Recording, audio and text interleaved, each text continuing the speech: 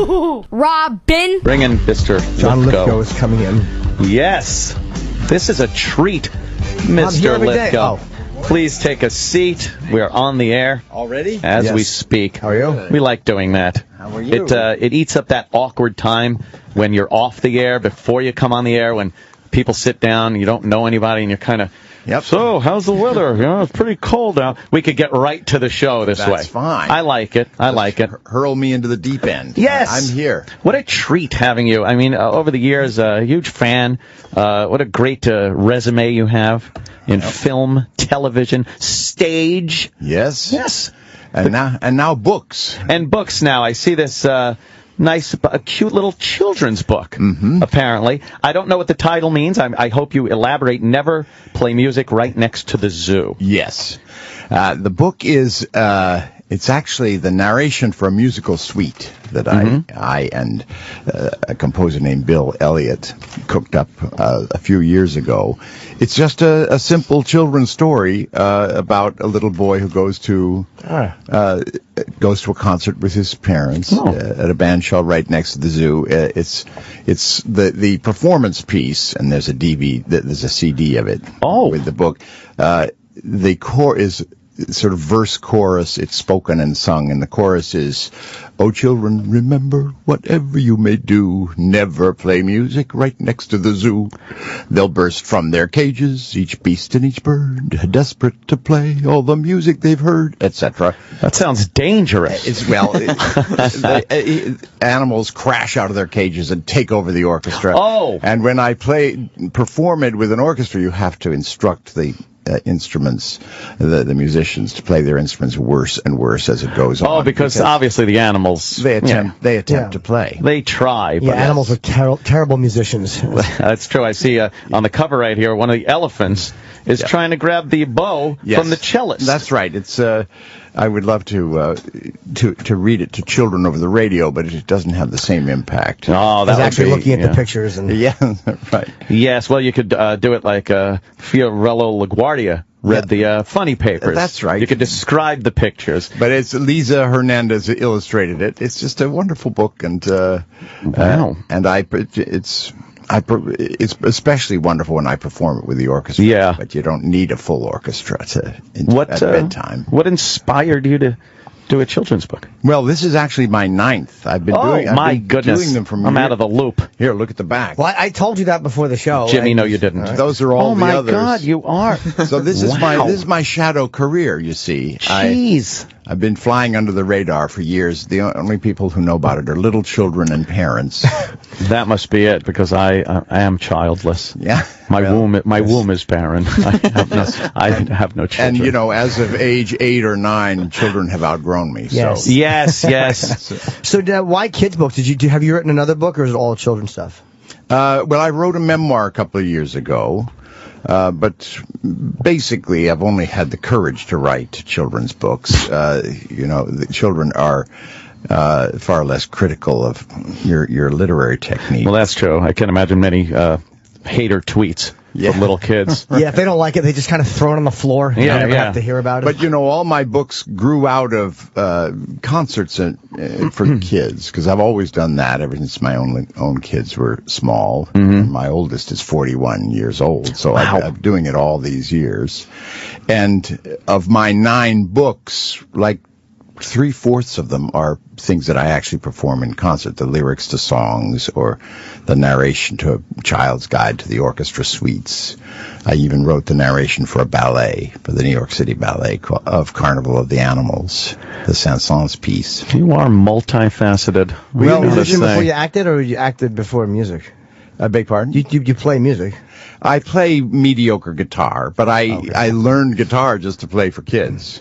And I don't do it as often as I would like to, but concerts for children are completely fantastic. Yeah. I mean, they're an amazing audience, mainly because they're such a difficult audience, but if you can keep their attention. Yeah. We actors, we're all after the suspension of disbelief, and you never quite achieve that with grown-ups. They know you're pretending, but kids, you can sucker them into almost anything. Have you had any bad shows with children? Have you? Early on, I mean, it's a particular skill that you learn never to let them near your shoelaces, for example. Oh, right. They're sure to untie your shoelaces, and that becomes the big event. They ignore your music. But I mean, shoes. but I've done kids concerts at Carnegie Hall for 2,500 kids. And at a certain point, you learn how to manage them. Right. And it's incredibly fun. So anyway, as I say, like you, I mean, most people don't know I do this. But yeah, exactly. Obviously, your acting career is at the forefront. That's what everybody knows. That's my day job. You're from your day job. We realize we've been saying your name wrong for 25 years. Well, the world seems to have. Yes, I gave up correcting people a long time ago. Yeah. Well, they've said Lithgow forever, and it's Lithgow. I pronounce it Lithgow. Apparently, I'm the only one. Yeah. I understand that Rachel Maddow has the same problem. Oh, Maddow. Everybody calls her Rachel Maddow. Well, amongst other things. Yes, exactly. But I have a new kinship with her. Oh, yeah? Really, are you kidding, or is that really her name? Rachel Maddow. That she pronounces it Maddow. Maddow. I heard her correct the world Wow. on television. Could commiserate. And it's exactly what I go through, but it doesn't bother me. As long as they're pronouncing it, let them mispronounce it. Yes, as long as they're reading it on a credit of a hit movie, as they say. Do you like playing it seems like it's more fun to play like a shitty person than a good person. Well, it's nice to surprise people. That was the great thing about playing the Trinity Killer on Dexter, is to play him as a nice man with a secret. And to be known as kind of a sort of loopy, ineffectual fool like Dick Solomon, and then play the Trinity Killer, you just have the opportunity to completely shock people. Yeah. It was a pretty dastardly character. Yeah. Yeah. But great fun. You're right, it is fun. Yeah, it seems like who wants to play a nice guy when you can play a psychopath? It just seems like you play a really great villain. I mean, and that's kind of what I would associate you with. Yeah, if you're going to be in Othello, you want to play Iago. And now the dummies in this room will all act like we know who those characters are. Yes. But we really are all high school dropout fools. Indeed. I have no idea. We just know Othello's very popular. Well, Iago's the great role. Why is Iago? What did Iago do in Othello? Iago is he is the arch villain. He's the one who destroys Iago. Of course, Jim. Othello. And please, but he has this incredible connection with the audience. He tells everybody what he's doing. Yeah. So just listen to your partner. He's right, and he thinks that Othello is a board game. Remember that one? Yes. Well, it's that too. Yes. Do you do good Shakespeare? Shakespeare seems impossible. Well, it's not easy. I grew up. My father was a theater producer who created Shakespeare festivals. I sort of grew up. I was in like 20 Shakespeare plays before I was 20 years old. So wow. It's a kind of language that I grew up with, but it's a challenge, and it's at the very heart of British theater. And I mean, Shakespeare is certainly popular in American theater too, but it's the very spine of a British actor's training. And it really is, you do have to learn how to perform it. You always seem when I watch guys doing it, it just seems like the British actors that I've seen doing it seem too proper, and it doesn't seem like it means anything. And I've talked about Brando doing it, and I watched him do it, and it was like, that's a guy who really seems to understand what it is he's saying. Absolutely. I mean, there have been brilliant American productions of Shakespeare. This past summer in Central Park, I saw this production of Comedy of Errors, of all things, set in upstate New York in the 1930s. And the characters were all reimagined as the mafia up in so the Duke of, and they even used all the sort of classic Greco-Roman place names in upstate New York, like Troy, New York, and Ithaca, New York, and Rome, New York. And it was played like The Sopranos, and it was hilariously funny. And the music of the language was completely different. It was very American. It's amazing how that could be translated like that. Shakespeare's flexible. You can, put it in a whole different setting and keep the storyline, and it actually works. Yeah, they did Much Ado About Nothing years ago in the park, set in Teddy Roosevelt's sort of Midwestern America, with soldiers coming home from the Spanish-American War.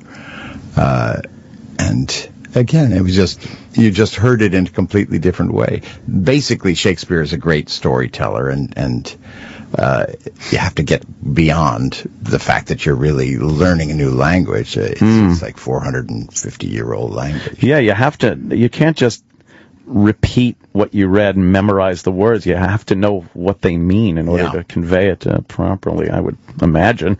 You just blurt it out. Actually, there's a wonderful new book written by the playwright Ken Ludwig, which is called How to Teach Your Children Shakespeare.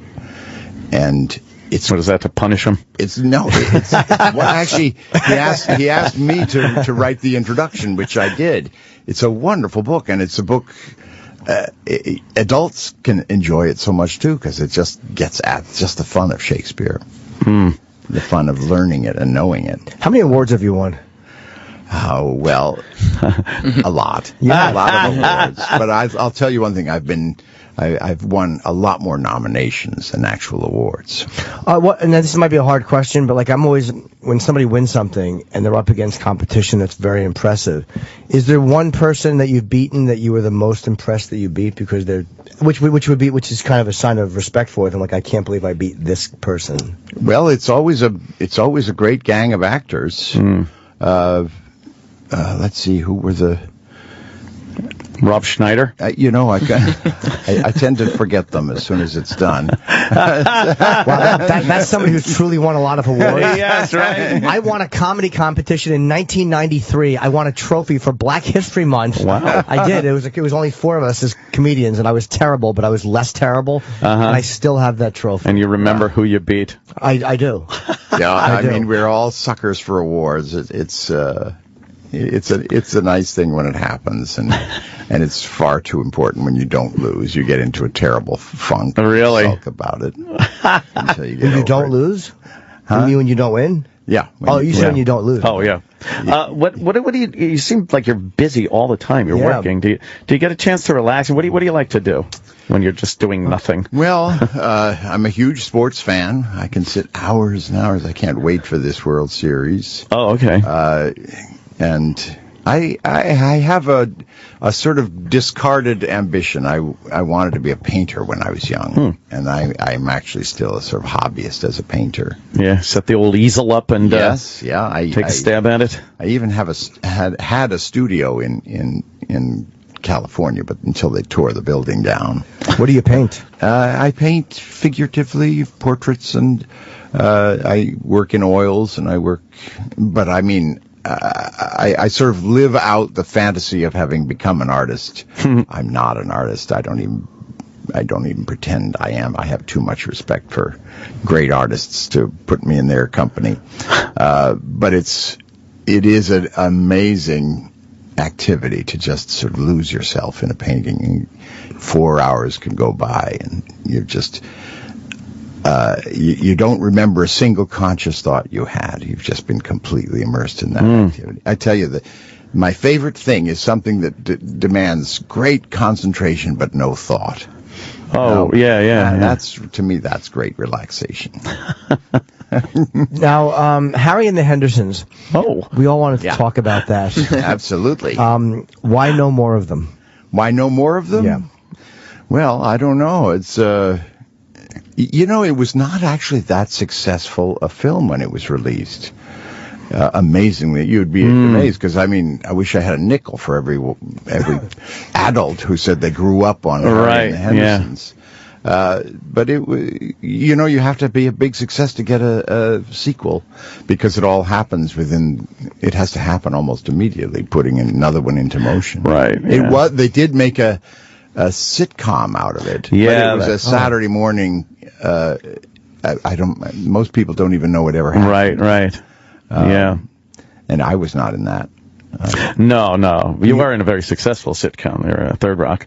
Oh, yes. Yes. He's got to remember that. It's like, yeah, it was a hugely successful, multi-year. Yes, although these sitcom. days everybody tells me how much they love me on 30 Rock. Oh, see, All that's different. It's a semantic thing. Do you correct them or just kind of silently I hate them? just thank them. I also thank them when they tell me how much they liked me on Monty Python. Oh, no. Do you get mistaken for John Cleese? Yes. Wow. Even called John Cleese. God. He's a friend of mine. I've never actually asked him whether anyone mistakes him for John Lithgow. Well, probably John Lithgow. Yes, That's exactly. what Do you sell your paintings? No. See, a lot of celebrities paint and then sell them. That's what you should do. like John Wayne Gacy. Well, yeah. I know. Oh, God, it's terrible. No. I know Pierce Brosnan paints and sells his paintings, but he sells it all for charity. Oh, okay. But no, I don't paint enough to. I hate to let them go.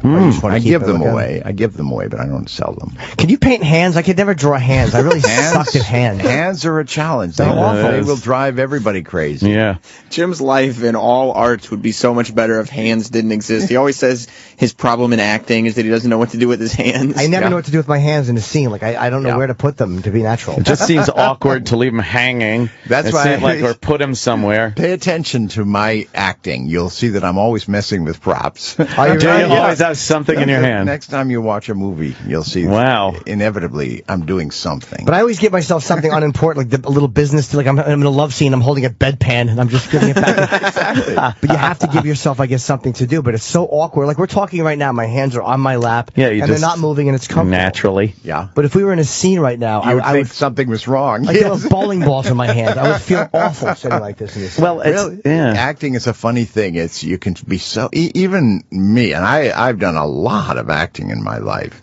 You're capable of feeling incredibly self-conscious and uncomfortable until it feels right, and you somehow over time you just figure out how to keep working at something until it feels right. Everyone is an amazing actor when they're not acting. Yeah. It's the simplest thing to carry on a natural conversation with somebody and look authentic, because it is.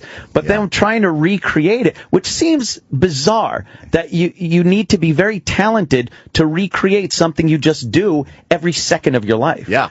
It's very interesting, and ask any actor. They always feel that they act better off camera for somebody else. They'll do their close-up, then switch around to allow someone else to do his close-up.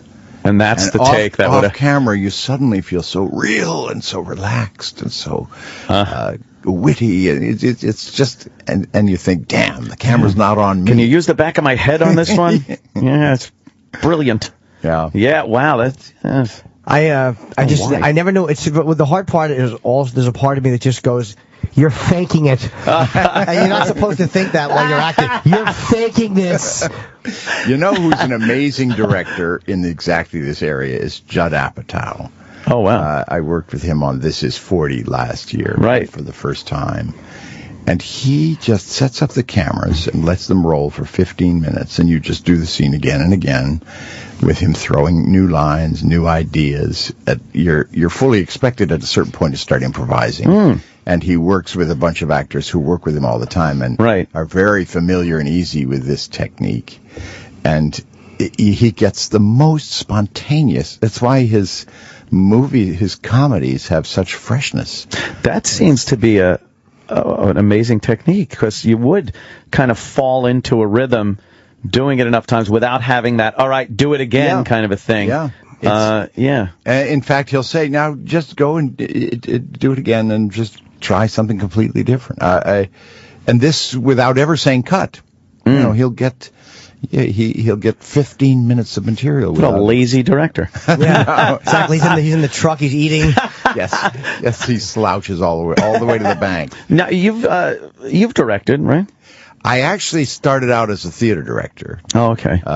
But only because I couldn't get any acting work. As soon as I got moving as an actor, I sort of left directing behind. Yeah. Did you direct any episodes of Third Rock? No, I never. Oh, you didn't? Because usually wanted to. After a while. You know, we had this wonderful director, Terry Hughes, Third Rock was just a just terrific. It's always almost the factory system. Everybody knew his role, and just I was just not interested in taking the helm. I was having too much fun acting. Yeah, I always found that weird because acting and directing aren't really that similar. No, but a lot of actors want to go into directing. There was a period when I was both acting and directing in theater, and I found it very, very hard to cross back and forth across the line. Yeah, it's just a completely different relationship with your colleagues, for one thing, and you can't monitor yourself. I feel I always need someone to tell me, even if I don't buy what they're saying, I want somebody else to be monitoring what I do. Right. You'd be the boss. Yeah.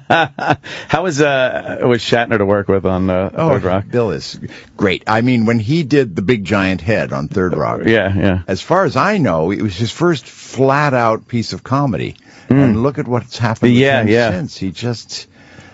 he so enjoyed that. And it was like red meat to a tiger. He just, it was like a great relief to him to make a fool of him. He is a lot of fun. He's have you interviewed him? We've had him on a lot. He was just here last week. He's one of those guys that just works relentlessly. Yeah. And he so enjoys it. His he loves Priceline ads. You just see that he's having such a good time. Yeah. We had him on. I like to torture him with nothing but Star Trek references. Yeah. And actually the common bond you two have is the Twilight Zone episode with Nightmare at I guess it was 30,000 feet, and his was 20,000 feet. So as a matter of fact, when he was on Third Rock, his first entrance was we met him as he got off a plane. Oh, right. And he said, "Oh my God, it was horrible." This is a man on the wing of that plane, and my line was, "The same thing happened to me." That's brilliant. We could do anything on Third Rock. Oh, that's funny. What did we ask him about that? There was something we asked him about. You asked him about the guy in the suit, and he said he was a small Czechoslovakian fellow. Right. I asked him. He talked to him at craft services. All Jim wanted to know was who was the guy in the dumb furry suit. Yeah. In our case, it was a very good actor named Larry Cedar. So nice to be able to give him a shout out after all these years. Right?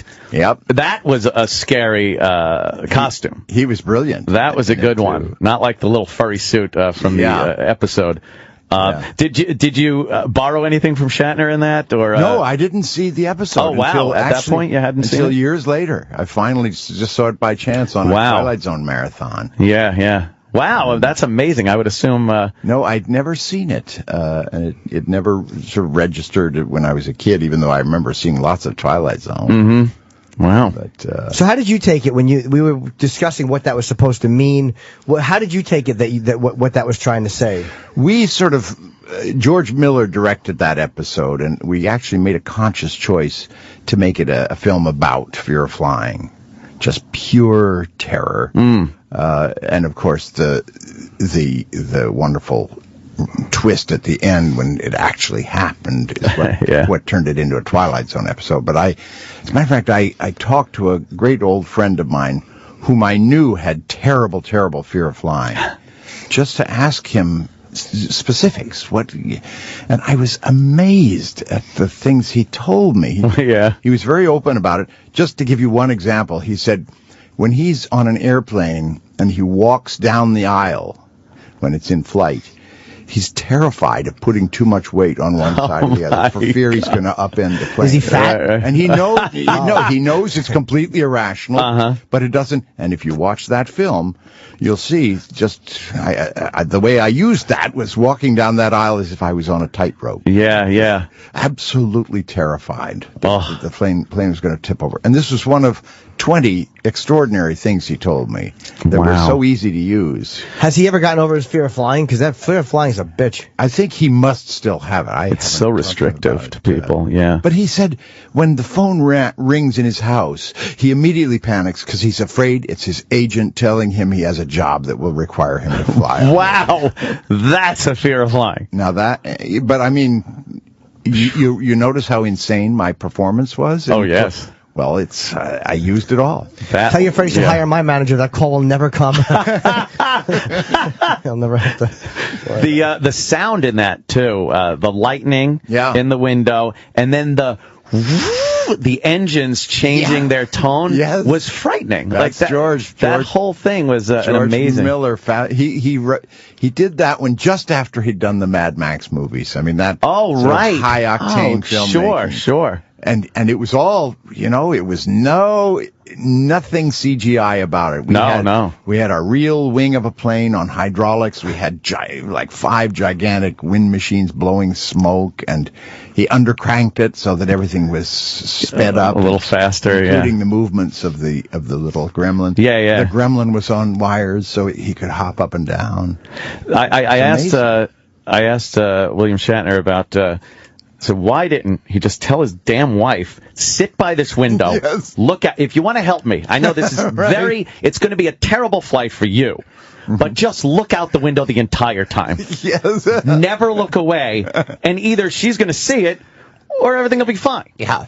Well, we deleted the wife, you'll recall. Yes, you did. Just so you wouldn't be asking that question. Right. Then again, the gremlin would have just switched wings. I know, that's true. It would have some guy on the other side of the plane would have had a horrible experience.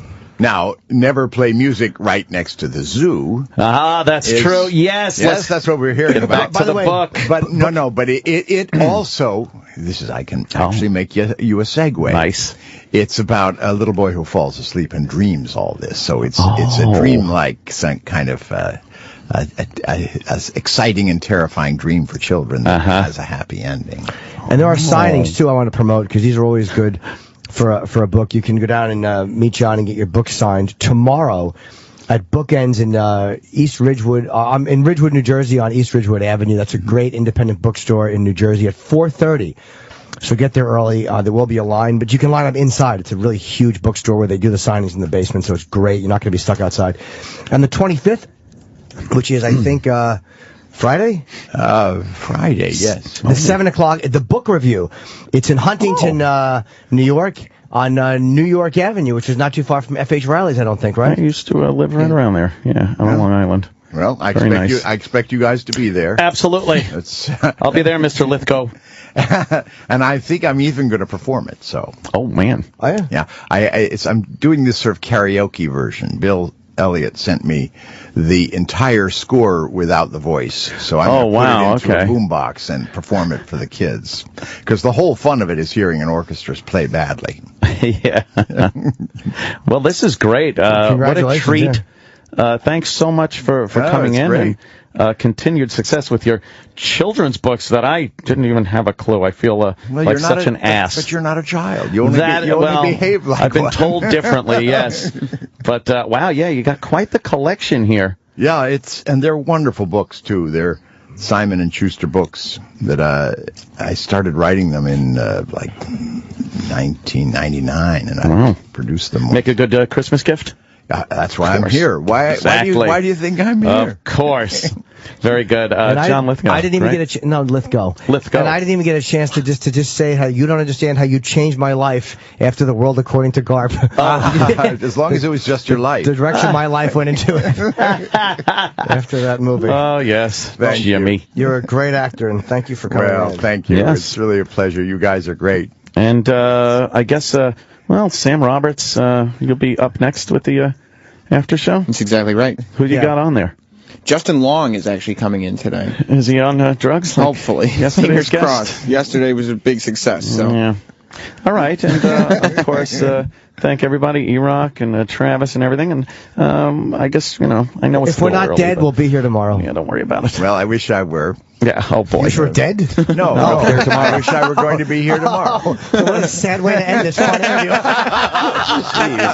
After this that was either a very good or a very bad review of your show. All right, and we might be back. You'll hear me do reads. How about that? I'll treat you with some reads. Robin.